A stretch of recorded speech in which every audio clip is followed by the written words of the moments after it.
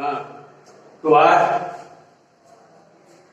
कक्षा 7 सामाजिक विज्ञान के अंतर्गत आज हम पाठ 8 वायुमंडल का अध्ययन करेंगे। वायुमंडल की संरचना का अध्ययन करेंगे, क्योंकि पिछले दिन भी अपन वायुमंडल से संबंधित जानकारी का अध्ययन कर रहे थे।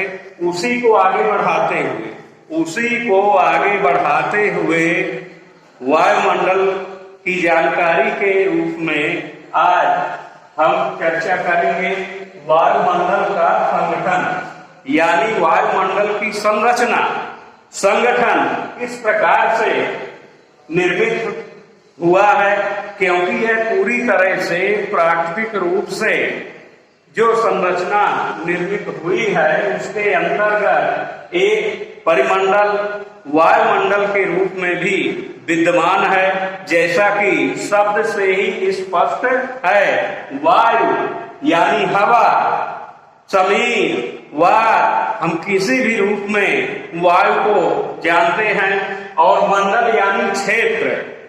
तो पूरा हमारा पृथ्वी का चारों ओर से घिरा हुआ जो परिमंडल है उसके अंतर्गत जो वायुमंडल का क्षेत्र विद्यमान है, धरातल से लेकर और ऊपर ऊंचाई की ओर, तो इससे वायुमंडल का निर्माण होता है। तो इसके अंतर्गत मुख्य रूप से महत्वपूर्ण बात यह जान लें कि वायुमंडल का संगठन है क्या, किस प्रकार से वायुमंडल की रचना हुई है। तो इसके अंतर्गत हमारे चारों ओर कई प्रकार की गैसें पाई जाती हैं। उनके अंतर्गत जैसा कि आप पहले से भी जानते होंगे गैसों के नाम के रूप में, पर यहाँ अभी बताया जा रहा है गैसों में जैसे ऑक्सीजन, नाइट्रोजन, ओजोन या अन्य प्रकार की जो गैसें हैं वो सभी अलग अलग मात्रा में, अलग अलग स्तर में पाई जाती हैं। तो इस प्रकार हमारे चारों ओर कई प्रकार की गैसें पाई जाती हैं जो आपस में मिलकर एक गैसीय मिश्रण के रूप में आपस में पाई जाती हैं या आपस में घुली मिली हुई होती हैं। ऐसे क्षेत्र को, ऐसे परिमंडल को हम वायुमंडल कहते हैं।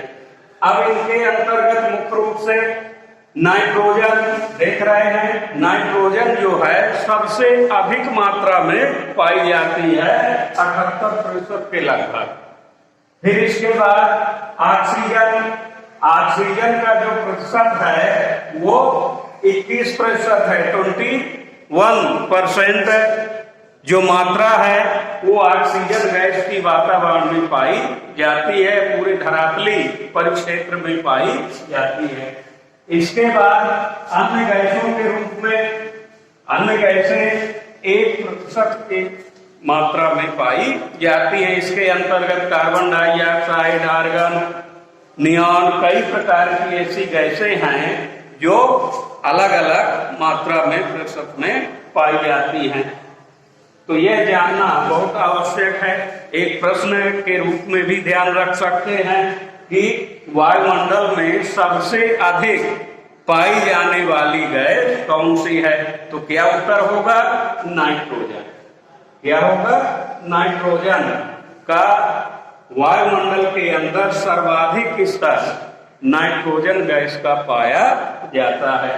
तो इस प्रकार वायुमंडल का विस्तार धरातल यानी समुद्र तल से, धरातल यानी समुद्र तल से की दूरी से यदि मापन करें और समझे देखें तो समुद्र तल यानी धरातल से ऊंचाई की ओर 1600 अर्थात 1600 किलोमीटर तक की ऊंचाई तक वायुमंडल का जो आवरण है वो विद्यमान है, यानी वायु का आवरण जो है इतनी ऊंचाई तक पाया जाता है।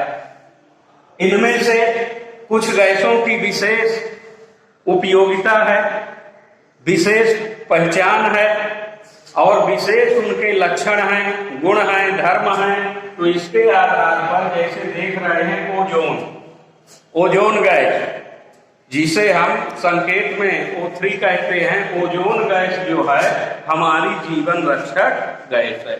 ओजोन जो है हमारी जीवन रक्षक गैस है और ऑक्सीजन O2 हमारी जीवन दायिनी गैस है। तो इस प्रकार से ये विशेष गैसों के रूप में जानी जाती हैं, जिनका उपयोग हम अपने दैनिक जीवन में करते हैं और ऐसी गैसों के बिना यह हो सकता है हमारा जीवन भी अधूरा हो, इसलिए ये विशिष्ट गैसों के रूप में आती हैं। तो इस प्रकार हम समझ सकते हैं कि वायुमंडल की संरचना, वायुमंडल के संगठन के रूप में जो गैसें पाई जाती हैं उनका आपस में जो मिश्रण है, आपस में जो आप घुली मिली हुई हैं, तो एक प्रकार का विज्ञान की दृष्टि से यदि समझें तो हम उसे मिश्रण की श्रेणी में रखते हैं। और इस प्रकार से अब आगे यह जान सकते हैं, समझ सकते हैं कि हमारे दैनिक जीवन में पूरे जैव जगत के अंदर वायुमंडल का क्या महत्व है, क्या उपयोग है। तो वायुमंडल के रूप में जो पाई जाने वाली प्रमुख प्रकार की गैसें हैं, इनका हमारे दैनिक जीवन में उपयोग भी है, जीवन उपयोगी हैं, क्योंकि श्वसन क्रिया के रूप में हम ऑक्सीजन का उपयोग करते हैं। तो यह गैस हमारे लिए बहुत ही अनिवार्य है। इसकी कमी के कारण या इसके अभाव के कारण हमारा जीवन भी नष्ट हो सकता है, समस्त जीवधारी प्रभावित हो सकते हैं। तो इस प्रकार से ऑक्सीजन जो है हमारे लिए बहुत ही आवश्यक है। सांस लेने का प्रमुख रूप से इसका उपयोग होता है। इसी प्रकार ओजोन गैस जो है, जो धरातल के ऊंचाई पर समताप मंडल के ऊपर वाले मंडल में आच्छादित है, जो लगातार सूर्य की तेज अल्ट्रावायलेट पराबैंगनी किरणों को यानी तेज सूर्य की किरणों को रोकने का काम करती है, नियंत्रित करती है और हमें एक औसत संतुलित तापमान जो है धरातल पर उपलब्ध कराती है। तो यह पूरी व्यवस्था जो है जब ओजोन गैस की होती है, इसलिए ओजोन गैस की परत को बचाए रखना बहुत ही आवश्यक है। उसको क्षति ना हो, प्रदूषण आदि इतना अधिक ना हो ताकि इस गैस को क्षति हो। तो इस प्रकार से वायुमंडल की संरचना और वायुमंडल के अंदर पाई जाने वाली गैस की उपयोगिता है। साथ ही नाइट्रोजन गैस, जैसा कि पहले भी अभी बताया गया, सबसे अधिक गैस पाई जाती है। तो नाइट्रोजन गैस के कारण ही हम यह समझ सकते हैं, देख सकते हैं, अनुभव कर सकते हैं कि जो हमारे चारों ओर वातावरण फैला हुआ है और खासकर वनस्पतियां, पेड़ पौधे जो आज हरे रंग के दिखाई दे रहे हैं, तो नाइट्रोजन गैस की ही के कारण, नाइट्रोजन गैस के गुणों के कारण और उसकी उपयोगिता के कारण नाइट्रोजन गैस जो है जीव जंतु वनस्पतियों, पेड़ पौधों आदि को हरा भरा रखने का कार्य करती है और इससे वनस्पतियों में वृद्धि होती है। तो इस प्रकार से कई प्रकार की ऐसी गैसें आपस में जो पाई जाती हैं, उनका बहुत बड़ा महत्व है, बहुत बड़ा उपयोग है। साथ ही साथ वायुमंडल की संरचना संतुलन बनाए रखने में भी बहुत उपयोगी है, बहुत उपयोगी है।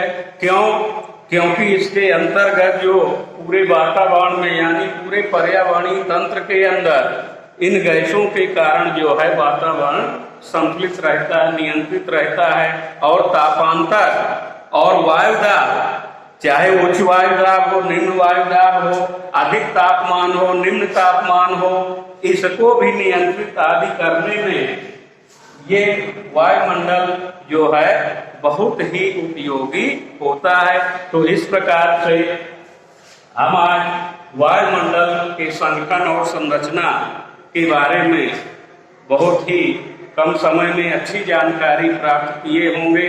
ऐसा आप लोग अनुभव कर सकते हैं, समझ सकते हैं। इसी क्रम में हम आगे इससे संबंधित जो छोटे छोटे प्रश्न हैं उनकी जानकारी देंगे, ताकि पढ़ी समझी और जानी गई जानकारी, इस पाठ संबंधित, इस वायुमंडल की जानकारी संबंधित जो बातें हैं, हम छोटे छोटे प्रश्नों के माध्यम से अपनी जानकारी को व्यवस्थित कर सकें, याददाश्त में रख सकें और उसका हमेशा कहाँ क्या उपयोग होता है उसको भली भांति समझ सकें।